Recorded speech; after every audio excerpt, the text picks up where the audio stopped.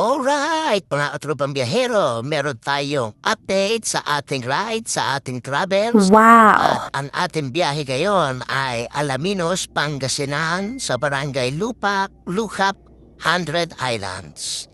Bibisitahin natin yung 100 Islands kung 100 pa ba yung island na yun. Baka kulang na ng isa?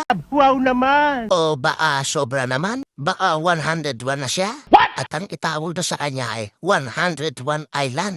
Di ba ito po ay karugtong lang, rusi lang ang sakalam. Ito po ang aking content kasi maraming nagmamaliit, nagmemenos sa mga local brand o hindi nabibilang sa Big Four. Alam nyo po, nasa driver po yan.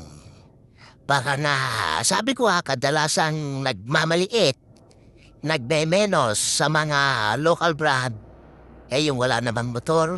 Yung iba naman, branded nga, malupit ka ang motor hanggang Metro Manila lang o sa mga karatig ng Metro Manila o kaya dyan lang, malapitan lang sa mga lugar kung saan sila nakatira. Dito wala tayong minamaliit na kung sino man.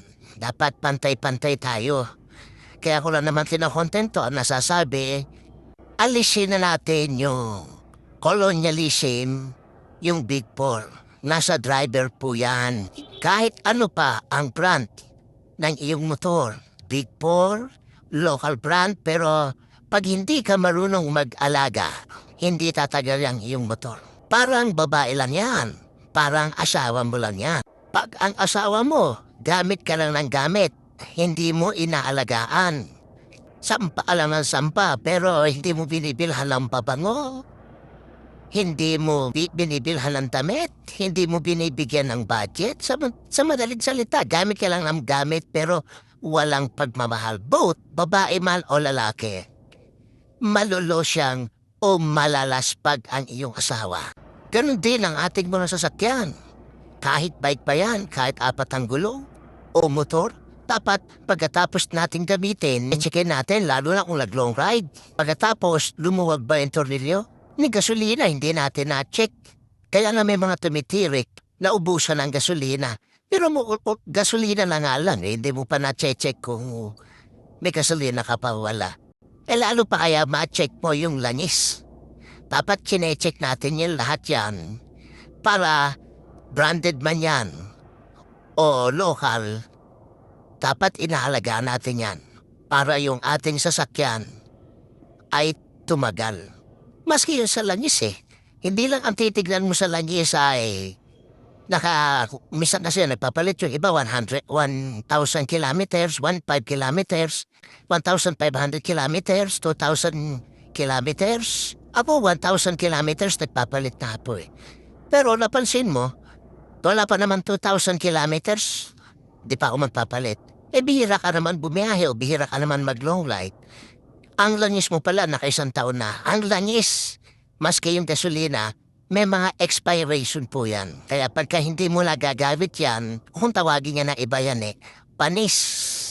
So, kaya pagka hindi mo na-check ang mga bagay na yan, diyan kakatok, diyan magkakaroon ng problema yung ating mga sasakyan. Kaya wala sa brand yan. Nasa driver yan. Oo, lool. Talagang ang mga local brand ay hindi matitibay. Pero wag nating itulad yan ngayon. At isa pa, kung may OBR ka, lalo na doon sa may mga OBR, dapat tatuwang natin sila habang tumatakbo yung ating sasakyan. Inakikiramdaman natin. Hindi lang basta takbo ng takbo kahit branded pa yan. Nasisira pa rin yan, nagkakaroon pa rin yan ng problema. Habang tayo ay tumatakbo. Yung aking OBR, magaling yan, partner ko yan sa pagche-check o sa pagpapakiramdam habang tumatakbo ang sasakyan. Minsan niya, pag nagpreno ko, kasama siyang nagpepreno hinihila niya po Minsan naman pagkakanan ka, pati siya, kinakabigyan bakalikat ko pa kanan, nervyoso pala yun. Pero in fairness magaling talaga yan. Ang OBR ko si Mrs. Katuwang po yan sa pagpapakiramdam habang tumatakbo yung sasakyan. Siya ang nagsasabi sa akin o nagpapaalaala pag meron siyang hindi magandang nararamdaman o naririnig na hindi ka nais-nais habang tumatakbo ang sasakyan. Pagka ganoon, huwag natin i-ignore ang paalaala ng ating OBR. Yan, nasa Alaminos, Pangasinan na tayo. Mga katrupang biyahero, malapit na tayo sa Barangay Lukap, sa Information Center o tanggapan ng 100 Island. Tato, trupang biyahero. There's no fear of long ride. Travel buddy, simula sa pool, kami solid.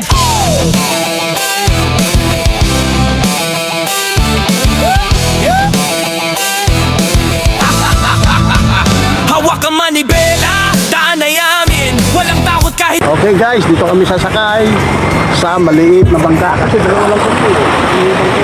No. Kaya lang, likod ng bangka, paano ba tayo sasakay nito? Pause muna natin ha.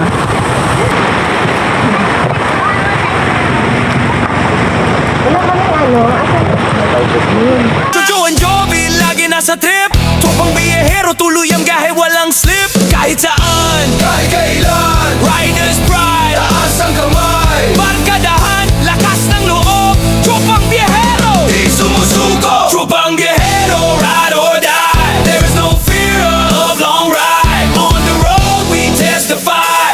Travel buddies, we unify.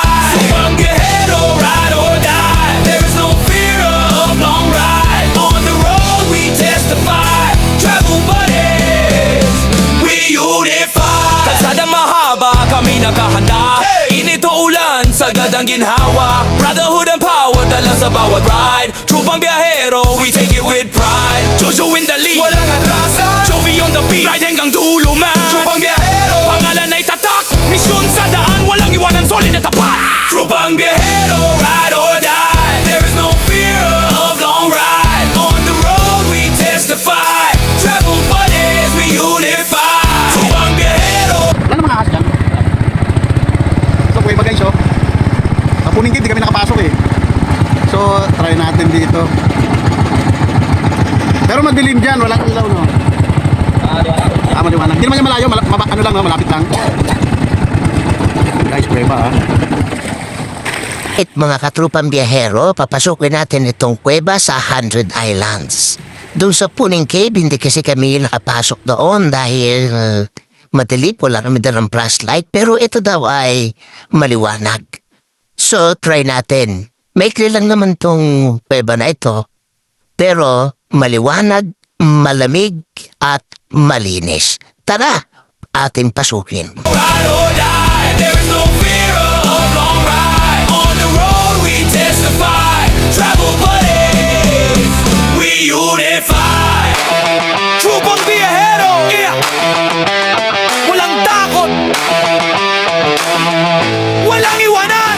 Ride forever.